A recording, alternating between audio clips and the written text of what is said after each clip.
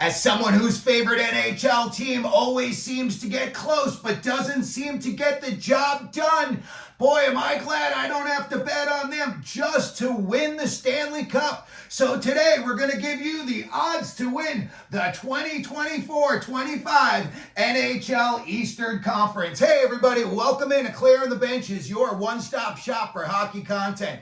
If you go ahead and hit our subscribe button right now, you'll be sure to be in on all of our future videos. Well, the last couple of years, if you had bet on the Florida Panthers in this situation, you would have made a ton of money.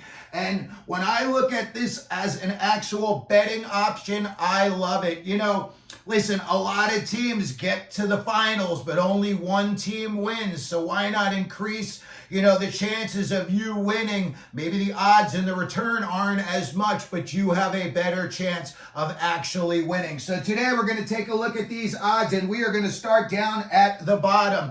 And unfortunately for the Columbus Blue Jackets and everything that's happened to them this summer, they are coming into this season at 100-1 odds to make it to the NHL Stanley Cup Finals. And then next up, you've got the Montreal Canadiens coming in at 60-1 to make it to the finals. And then there's one for me that's a little bit of a head scratcher.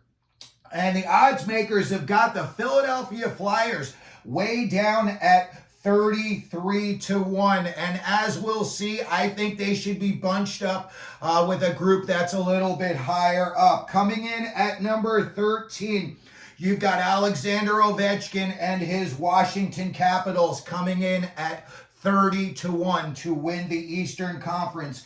And then a team that I honestly, it's only 2 games in, but boy, do they look like they're in for a rough season, and that's the Buffalo Sabres. And somehow the odds makers had them at 28-1. I don't think they're better than the Flyers, and at this point, they may not be better than Washington either. So we're going to have to keep an eye on that one. But as far as to come out of the East, I just don't see it. And then there's a little bit of a jump up to Sidney Crosby's Pittsburgh Penguins, 22-1. You never know. Maybe they pull off a blockbuster deal and they want to get one last one for Crosby, and they do something, outrageous that puts them right back in the mix. So they're coming in at 22-1. And then you've got the New York Islanders also at 22-1. I don't see it. I think Pittsburgh is considerably better than the Islanders. Maybe I'm wrong, but I think that the Islanders are just stuck out there in no man's land right now. And then next up, you've got the Ottawa Senators coming in at number 9 and the Detroit Red Wings coming in at number 8, and they are both 20-1. Like I had previously mentioned, you have these 4 teams all bunched up: Detroit, Ottawa, the Islanders, and Pittsburgh. And then way down here, 33-1, you have the Flyers. In my opinion, the Flyers are just as good as any of these 4 teams. And at the end of the year, they could be ahead of them in the standings. So again, that's just something we're going to have to keep an eye on. And then there's a jump up, and that's to the Tampa Bay Lightning. And you know that right now they're all in, and they're trying to win another cup. They just bought McDonough back and Jake Guentzel in, so they're trying to do anything they can to get one more cup down in Tampa. So 12-1, considering they have Hedman, Vasilevsky, why not? You can throw $20 down on that. The next one, I'm not so sure if I'm throwing any money on, and that's the Boston Bruins. Even at 9-1 just to come out of the East, I just don't see it. I just feel like right now there's just kind of some bad playoff mojo going on for the Bruins. And right now I just feel like, everything that's going on with Swayman, and now, Marchand's still waiting on an extension. I just feel like things are just not easy in Boston, and I would not put any money on them at 9-1. And then next up, you've got my beloved New York Rangers coming in at 6.5-1. And like I said, am I glad I can throw $20 down on them in this scenario and not to win the cup? Because, they get this close. I mean, this close every year, and somehow I am dumb enough in the playoffs to get my hopes up, and I actually start thinking, this is the year we're going to win it all. And then, they go up 2-0 in a playoff series, and then they get a reverse sweep against them. So, as much as I love my New York Rangers, and yeah, I'll throw $20 down on them just because I'm loyal to them. But I'll tell you what, I'm not so sure if they're coming out of the East. And I look at the Carolina Hurricanes also at 6.5 to 1. Nope, not in a million years. They lost way too much for everybody just to think that they're staying right level with all of the premier teams. Same with the Dallas Stars. I did a little video about that.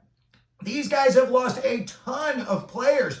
And people are talking like, hey, they still have Joe Pavelski and he's 25 years old. And that these guys, didn't just lose Gensel, Brady Shea, Brent Pesce. A lot of big parts of those teams are now gone. So Carolina, I don't see it, especially at 6.5 to 1. I would save my money. And to be honest with you, I would probably throw it on one of these long shots as opposed to Carolina. It's like the devil you know type thing. So next up, I've got the Toronto Maple Leafs at 6 to 1. Definitely. I think, this is the year they are trying to get it done. It's been forever and a day since 1967. They named Matthews the captain. There's a little changeover there from Tavares. Now you got Berube in there. Things are going to be a little bit stricter. I don't think you're going to see any whining or glove throwing on the bench this season. That's for sure in Toronto. So I think the Maple Leafs are definitely one of the teams that's got an excellent chance to come out of the East. The New Jersey Devils, listen, they're firing on all cylinders. I know it was only 2 games against the Buffalo Sabres in Prague, but they look pretty impressive. And all of the things that you were looking for coming out of last year, Dougie Hamilton's health, he looks very healthy. The goaltending, they look rock solid now that they've got Jacob Markstrom and they've got Jake Allen in the pipes.